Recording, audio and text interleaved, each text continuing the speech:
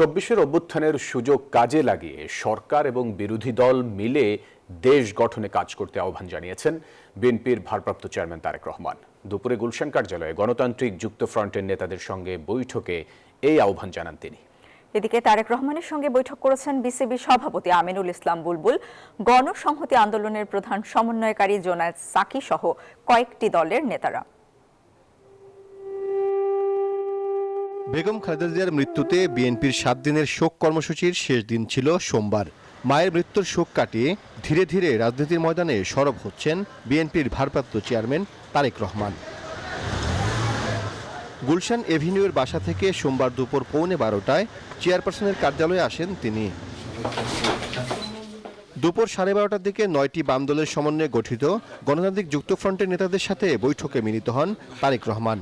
এ সময় দেশের বর্তমান রাজনৈতিক পরিস্থিতি সহ নানা বিষয়ে আলোচনা হয় বলে জানান গণতান্ত্রিক যুক্তফ্রন্টের সমন্বয়ক বজলুর রশিদ ফিরোজ।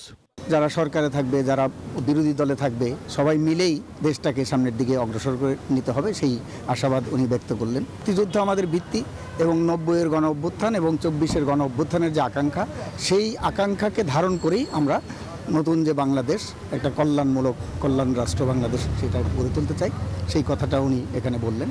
পরে তারেক রহমানের সঙ্গে বৈঠক করেন গণসংহতি আন্দোলনের প্রধান সমন্বয়কারী জোনায়েদ সাকি। বাংলাদেশে এই নির্বাচন কেন্দ্রিক, ভোট কেন্দ্রিক যে রাজনৈতিক সংকট, এইটা যাতে আর কখনো তৈরি না হয়, সুষ্ঠু নির্বাচন এবং তার মধ্যে দিয়ে জনগণের মতামত প্রকাশ করার স্বাধীনতা নিশ্চিত করা এবং সেইটা কার্যকর করাটাই মানে বাংলাদেশের সামনের লক্ষ্য। বিকেলে তারেক রহমানের সঙ্গে বৈঠক করেন বিসিবির সভাপতি আমিনুল ইসলাম বুলবুল ও বাফুফের সভাপতি তাবিথ আওয়াল। জমিয়তে ওলামায়ে ইসলাম বাংলাদেশের নেতা জুনায়েদ আল হাবিবও তারেক রহমানের সঙ্গে বৈঠক করেন।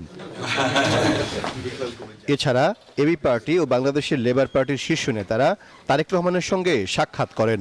যে শহীদ প্রেসিডেন্ট জিয়াউর রহমান বলেছিলেন যে সরকার শুধু থাকলে হবে না, বিরোধী দলও হতে হবে একটা দায়িত্বপূর্ণ বিরোধী দল। সেই কথাটা আমরা ওনার সাথে কথা বলেছি এবং উনি সেটাকে গুরুত্ব দিয়েছেন। এদিকে বেগম খালেদা জিয়ার মৃত্যুতে গুলশান কার্যালয়ে তারেক রহমানের কাছে শোকবাণী পাঠিয়েছেন অন্তর্বর্তী সরকারের প্রধান উপদেষ্টা ডক্টর মোহাম্মদ ইউনুস। বিএনপি ঘোষিত শোক কর্মসূচির শেষ দিনে গুলশান কার্যালয়ে নানা শ্রেণী পেশার মানুষ শোক বইয়ে স্বাক্ষর করেন। সাইফুল ইসলাম, নিউজ 24, ঢাকা।